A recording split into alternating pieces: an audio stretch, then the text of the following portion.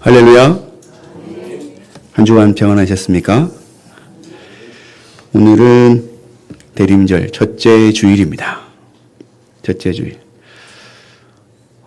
어제 함께 성탄 트리를 만들고 그렇게 시간을 보내면서 이런저런 마음이 많이 들었습니다. 빛은 무엇이며 또 장식하는 이 의미들은 무엇이며 이 것들을 위해서 함께 몸을 쓰며 시간을 쓰는 이것들은 무엇인가? 우리가 무엇을 위해서 이것을 하고 있는가? 그런 생각들을 할 수밖에 없는 날들이죠.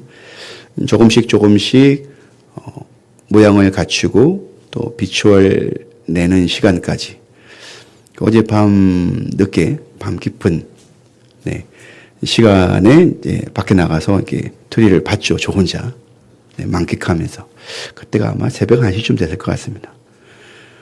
반짝반짝 빛나고 눈 좋더라고요. 이 좋은 것을 나만 보는구나. 밤에 오십시오. 밤에 오십시오. 좋습니다. 오늘은 주의 나타나심을 기다리는 의미로 지키는 대림절 첫째 주일이라고 말씀드렸습니다. 그래서 이 촛불을 누가 붙이면 좋을까?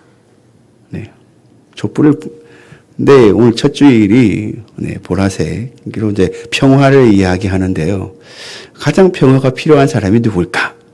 오늘 생각해 보니까 우리 정민이 형제가 아닐까 싶어요. 주일 아침만 되면 가장 평화롭지 못한 시간을 보내고 있죠. 그래서 이 시간은 우리 정민이 형제가 나와서 보라색 조에다가 촛불을 붙여주길 바라요. 나오세요.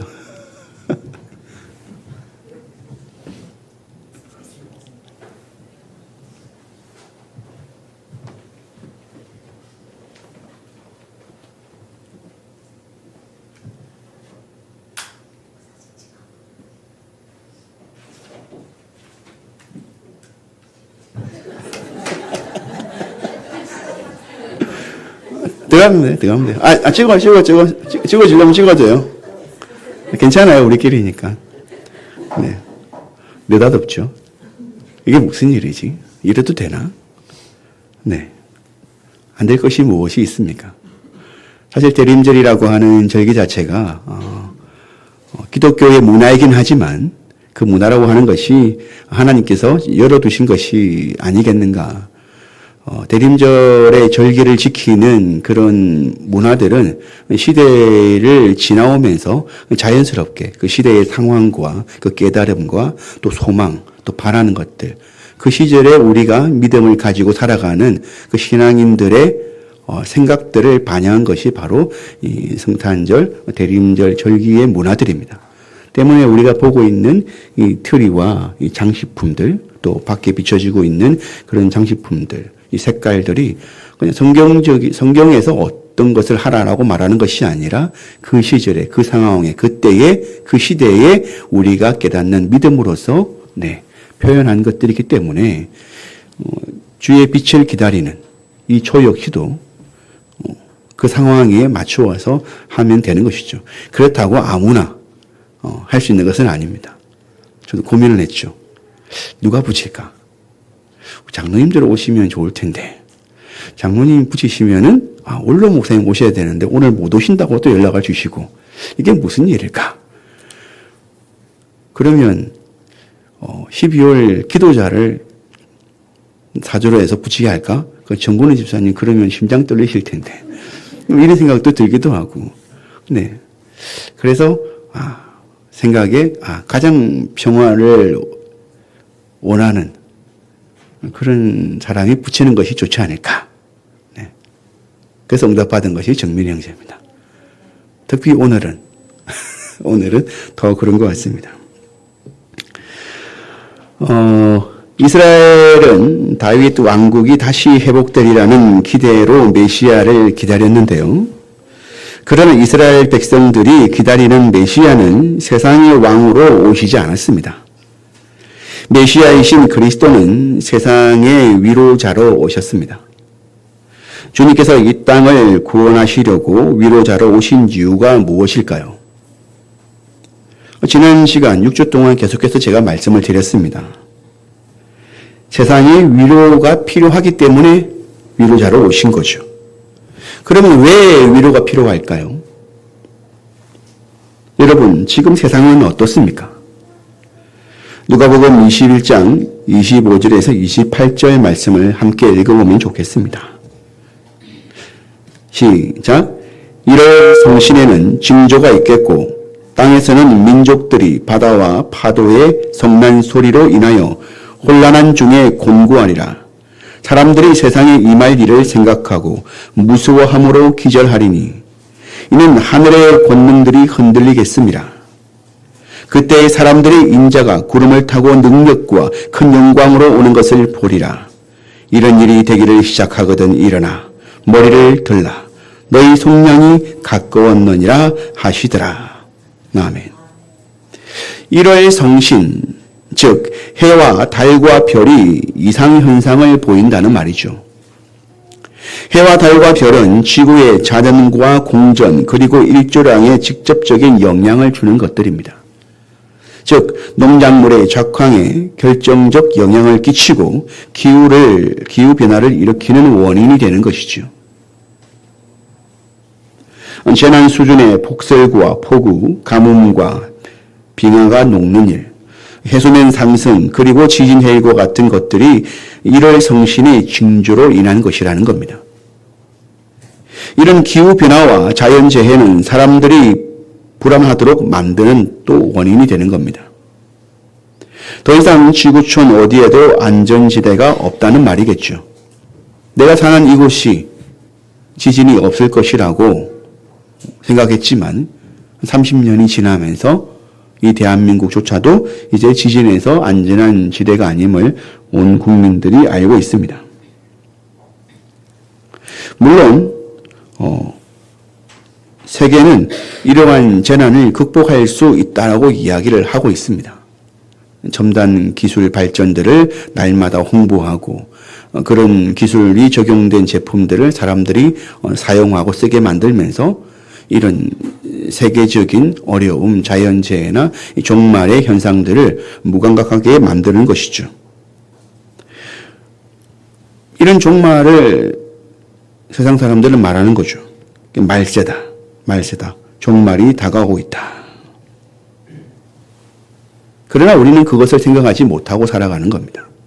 앞서 말씀드린 것처럼 계속해서 세상은 종말은 오지 않을 것이고 우리는 극복할 수 있을 것이며 우리는 계속해서 발전하고 있다.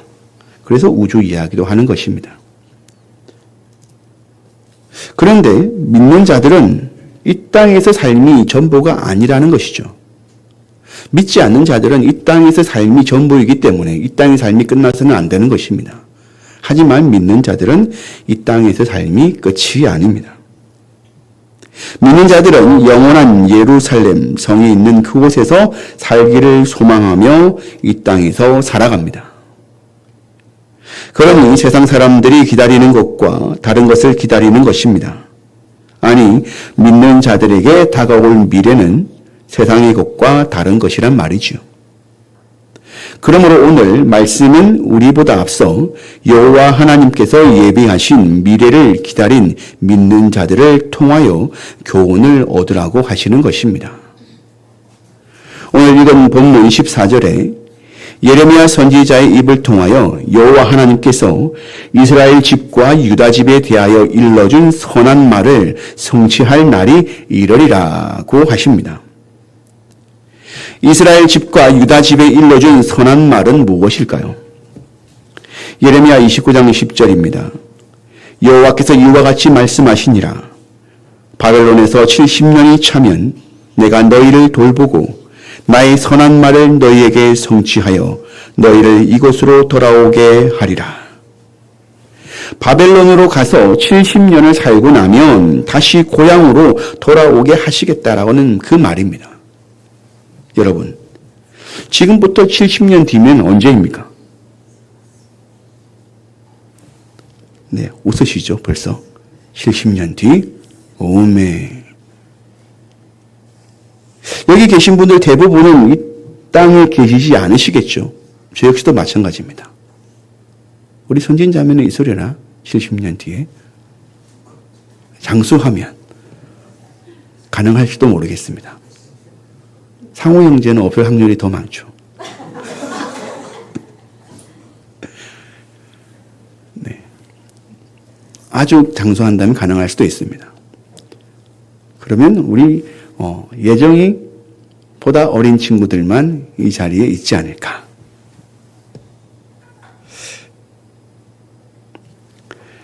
그렇다면 이런 하나님의 말씀을 듣고 이 여수를 떠나서 저기 중국으로 가서 사시겠습니까? 중국 가서 70년을 살고 돌아오셔야 된다는 거예요.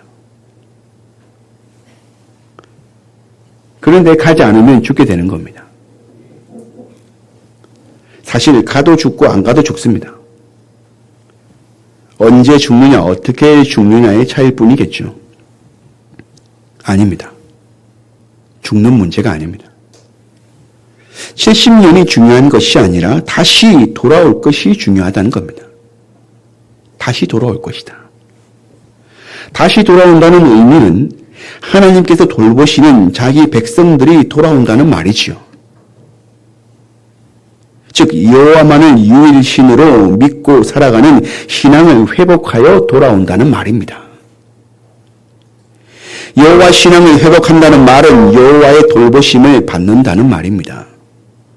그렇다면 바벨론으로 가서 사는 동안 설령 그곳에서 죽는다 할지라도 바벨론 땅에서 여호와의 돌보심을 받으며 살 것이라는 말이 되는 것이지요. 다니엘 2장 48절과 49절입니다. 왕이 이에 다니엘을 높여 귀한 선물을 많이 주며 그를 세워 바벨론 온 지방을 다스리게 하며 또 바벨론 모든 지혜자의 어른을 삼으며 왕이 또 다니엘의 요구대로 사드락과 메삭과 아벳노고를 세워 바벨론 지방의 일을 다스리게 하였고 다니엘은 왕궁에 있었더라. 실제로 다니엘과 세 친구들의 이야기는 이방 땅에서 여호와의 돌보심으로 안전하게 살아가는 유다 백성들의 삶을 잘 보여주고 있습니다. 그렇게 세월이 흘러 에스라와 느헤미야 시절에 유다 백성들은 예루살렘으로 돌아오게 됩니다. 여호와 하나님께서는 예레미야 선지자를 세워 예언을 이루셨다는 것입니다. 그러나 여러분, 여호와 하나님께서 예레미야 선지자의 예언을 어떤 방법으로 이루셨습니까? 칼과 같은 무력으로 이루셨습니까? 돈과 같은 물질로 이루셨을까요? 여호와 하나님께서는 당신의 약속을 이 세상의 것으로 이루시지 않으셨다는 겁니다. 오직 당신의 정의와 공의로 이루셨습니다. 바벨론 땅에 여호와의 정의를 나타내시고 공의를 세우셔서 그 땅에 여호와를 섬기는 나라로 바꾸셨다는 겁니다. 정의를 나타내시고 공의를 세우신다는 것은 무엇입니까? 다니엘과 세 친구와 같은 인생을 준비시키셔서 세상에 드러나게 하시는 것입니다. 다니엘과 세 친구는 10대 초반에 바벨론으로 갔습니다. 이들은 바벨론 문화를 배웠지만 그 문화보다 여호와의 문화가 더 수준 높은 것임을 알았기 때문에 바벨론의 문화에 빠지지 않았습니다. 그렇다고 문화 때문에 바벨론 사람들을 배척하지는 않았습니다.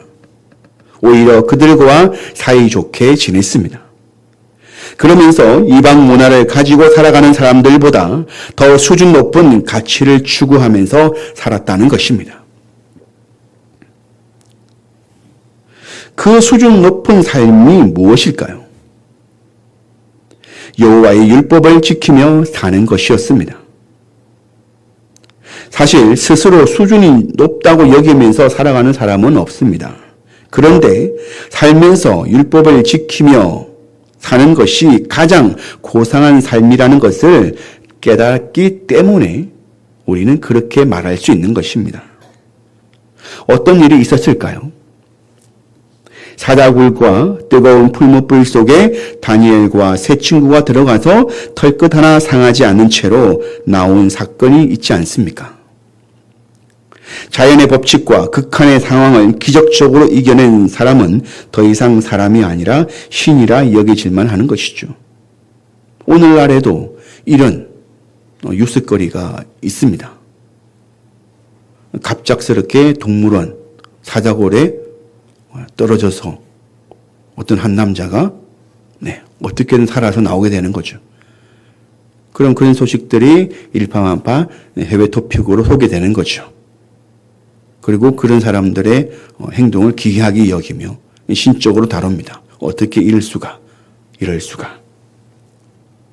다니엘과 세 친구의 그 기적적인 사건은 바벨론 사람들에게 그런 신적인 모습으로 여겨졌다는 겁니다. 다니엘과 세 친구는 그 후로 바벨론 땅에서 사람 앞에서가 아니라 여호와 앞에서 정의롭고 공의롭기를 위해서 살았습니다. 나와 다른 사람을 차별하지 않았으며 친구처럼 지냈습니다. 그들은 공직에 있으면서 원칙을 지키되 최대한 많은 사람들이 혜택을 보도록 애를 쓰면서 살았습니다. 여호와 하나님께서 이런 다니엘과 세 친구와 같은 인생들을 준비시키셔서 그 땅에 살도록 하신다는 것입니다. 여호와의 법을 가지고 살아가는 사람들을 통해 그 땅은 정의로워지며 공의롭게 되는 것입니다. 여호와의 법을 지키며 살아가는 인생들을 돌보시는 여호와께서 사랑하는 자들을 위하여 내리시는 복이 그들이 살아가는 땅과 더불어 함께 살아가는 인생들에게도 내려진다는 것이지요. 그러니 그 땅과 사람들이 여호와의 정의와 공의를 좋아할 수밖에 없는 것입니다. 그렇게 바벨론 땅은 여호와를 섬기는 땅이 될 수 있었습니다. 비록 포로의 신분으로 이방 땅에서 살아가는 다니엘과 세 친구였지만 여호와께서는 그런 인생으로도 세상을 구원시킬 수 있으시다는 것을 우리에게 깨달으라고 말씀해 주시는 것입니다. 오늘 보면 16절 말씀을 함께 읽어볼까요? 시작. 그날에 유다가 구원을 받겠고 예루살렘이 안전히 살 것이며 이 성은 여호와는 우리의 의라는 이름을 얻으리라. 아멘. 여러분, 성탄 트리가 보이십니까? 성탄 트리와 그 장식들은 여러 가지 의미를 담고 있습니다. 그 중에서도 가장 중요한 의미는 다시 오실 주님을 기다린다는 것입니다. 왜 기다립니까? 다시 오실 거라고 약속하셨기 때문이죠. 그 약속을 왜 하신 것일까요? 이 땅에서 삶이 전부가 아니기 때문입니다. 우리가 사는 이곳이 아닌 주님께서 계시는 그곳으로 데려가시기 위해 다시 오실 것을 약속하신 것입니다. 그리고 주님께서 다시 오실 그날에는 믿는 자들을 얽매고 있는 모든 것들이 풀려지게 될 것이라고 하셨습니다. 그렇다면 우리는 그날을 어떻게 기다려야 할까요? 첫째, 길이 열리기를 기다립니다. 데살로니가전서 3장 11절의 말씀을 함께 읽겠습니다. 시작. 하나님 우리 아버지와 우리 주 예수는 우리의 길을 너희에게로 갈 수 있게 하시오며. 아멘. 사도 바울은 자신이 데살로니가에 있는 교우들에게 갈 수 있기를 기도하였습니다. 그러나 사단은 바울의 전도 사역을 언제나 방해했습니다. 그럼에도 불구하고 바울은 기도하며 기다렸습니다.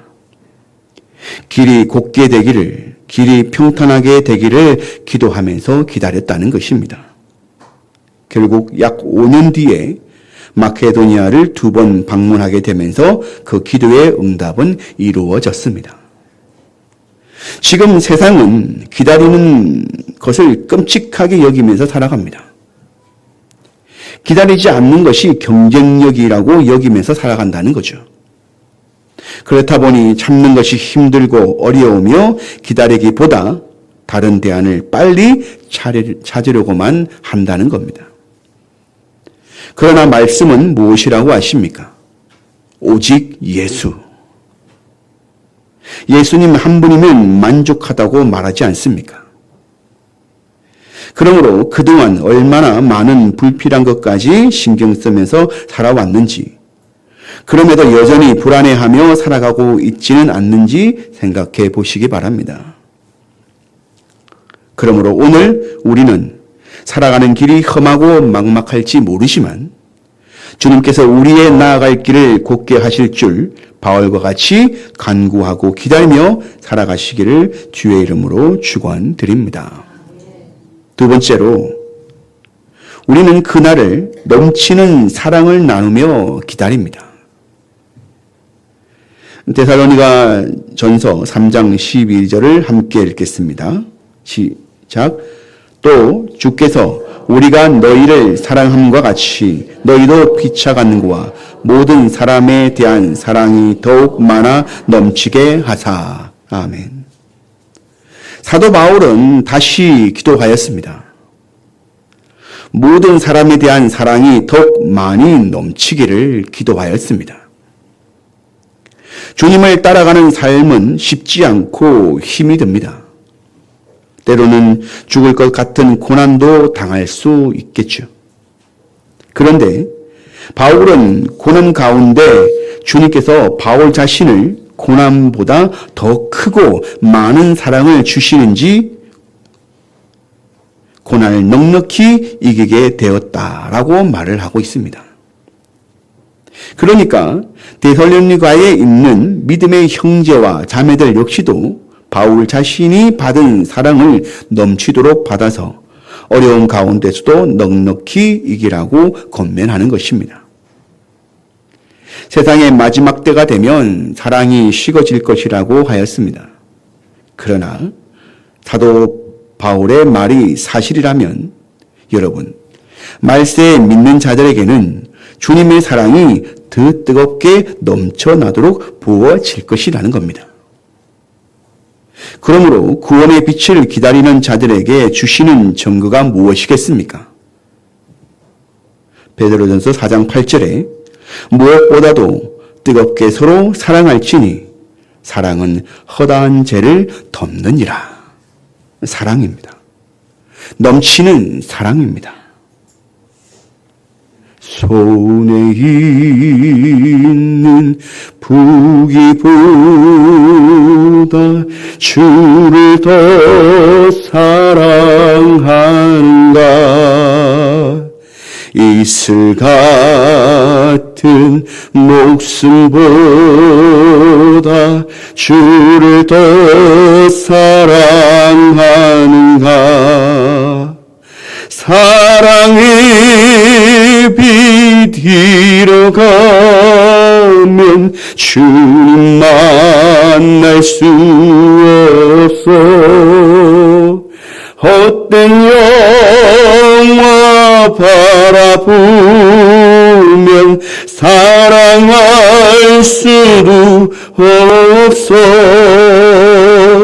잠시 머물 이 세상은 헛된 것들 뿐이니 주를 사랑하는 마음 금보다도 귀하다. 여러분, 다툼도 미움도 전쟁도 가난도 굶주림도 질병도 아버지께서 주시는 그리스도의 사랑의 빛으로 모두 품을 수 있는 것입니다. 그러므로 우리 예담 공동체는 넘치는 사랑의 공동체가 되시기를 바랍니다. 사랑이 넘쳐서 많은 이들이 목마른 사슴과 같이 영혼의 갈증을 해소하는 사랑의 센터가 되시기를 주의 이름으로 축원드립니다. 마지막 세 번째로 주를 기다리는 것은 죄 없는 마음으로 기다린다는 것입니다. 데살로니가서 전서 3장 13절을 함께 읽어볼까요? 시작. 너희 마음을 굳건하게 하시고 우리 주 예수께서 그의 모든 성도와 함께 강림하실 때에 하나님 우리 아버지 앞에서 거룩하게 흠이 없게 하시기를 원하노라. 아멘. 사도 바울은 주님께서 다시 오실 때까지 마음을 굳건하게 하라고 데살로니가 형제와 자매들에게 기도하고 권면하고 있습니다. 굳건하다는 말이 무엇일까요?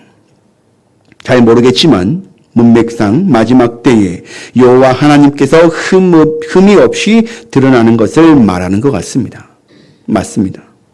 굳건하다는 말의 의미는 마음이 진실하고 결백하며 죄가 없다는 것입니다. 그러나 사람이 어떻게 죄가 없이 살아갈 수 있겠습니까? 하물며 여호와 앞에서 어떻게 허물이 없다 그렇게 자랑하며 드러날 수 있겠습니까? 그러나 도우시는 성령님께서 마음을 이끌어 주신다면 가능할 것입니다. 어떻게 도우실까요? 우리의 마음이 변화되고 전환되도록 도와주십니다.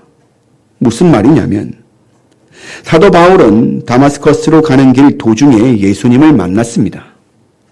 그리고 그는 주님을 구세주로 믿는 사람으로 변화되었습니다. 그런 다음 믿음의 형제들과 함께 지내는 동안 자신의 지식과 능력과 물질과 경력들은 모두 쓸모가 없는 것으로 여기고 오직 주님을 아는 믿음 하나로 살아가는 사람으로 전환되었습니다. 무엇일까요? 바로 성화되어 가는 것입니다. 마음이 굳건해지는 것은 그리스도의 장성한 분량에 차오르는 성화의 삶을 살아가는 것입니다. 그러므로 사랑하는 교우들께서는 현재의 믿음에 머무르지 마시기 바랍니다. 다시 오실 주님을 기다린다는 것은 오늘에 머무르지 않고 일어나 내일에 먼저 가 계시는 주님을 만나러 가는 것입니다. 날마다 더 많은 믿음의 증거들을 경험하고 그 증거들로 인하여 믿음 위에 믿음이 더해지는 삶을 살아야 하는 것입니다. 더 건강한 빛을 바라면 믿음이요 신앙인이 되어야 하는 것입니다. 이런 굳건한 마음으로 마지막 때를 살아가는 우리 모두가 될 수 있기를 주의 이름으로 축원드립니다. 말씀을 맺겠습니다. 여러분, 오늘 우리는 온갖 재앙과 슬픔 가운데 위로받지 못하며 살아가는 믿는 자들을 데리러 구름 타고 오시는 큰 영광의 인자를 기다리고 있습니다. 그렇게 작년에 왔던 성탄절은 또다시 돌아오고 있습니다. 그러나 우크라이나와 러시아의 전쟁은 언제 끝날지 모르겠습니다. 그 전에 아프가니스탄 난민들은 여전히 고통 가운데 살아가고 있습니다. 2024년 전 유다 땅 베들레헴에 오신 위로자는 평화의 왕이었습니다. 그런데 아이러니하게도 아기 예수가 탄생한 그 당시는 세계의 중심이었던 로마의 옥타비아누스 황제가 이룬 박스 로마나 로마의 평화의 시절을 살고 있었던 때였습니다. 로마가 누리는 평화에 비하면 유다 땅에서 예수님께서 보여주신 평화는 보잘것없는 것이었습니다. 그러나 옥타비아누스 황제가 이룬 평화는 온전하고 영원할 수 없었습니다. 예수님께서 청년이 되어 갈 때쯤 옥타비아누스 황제는 죽었고 그가 만든 로마의 평화는 서서히 부서지고 있었습니다. 반면에 예수님께서 본격적으로 사역하시면서 보여주시고 나누어 주신 평화는 사람들마다 영원한 것을 얻도록 해 주었습니다. 그리고 그 평화의 빛은 이방 땅을 넘어 오늘 우리에게까지도 큰 위로의 빛으로 여전히 강력하게 비치고 있습니다. 그러니 우리에게만 비치게 하겠습니까? 우리 안에서만 울리게 하겠습니까? 우리만 나누겠습니까? 그러므로 오늘부터 성탄절까지 평화의 위로가 필요한 이웃들을 위한 삶을 살아보시기 바랍니다. 고아원을 찾아가 보시기 바랍니다. 부모 없이 살아가는 이웃이 있다면 돌봐주시기 바랍니다. 여전히 굶주림 가운데 고통받고 있는 기근의 땅으로 구원품을 보내는 일에 동참해 보시기 바랍니다. 그렇게 성탄의 빛을 비추며 다시 오실 주님을 기다리는 대림절 기간이 되시기를 주의 이름으로 축원드립니다.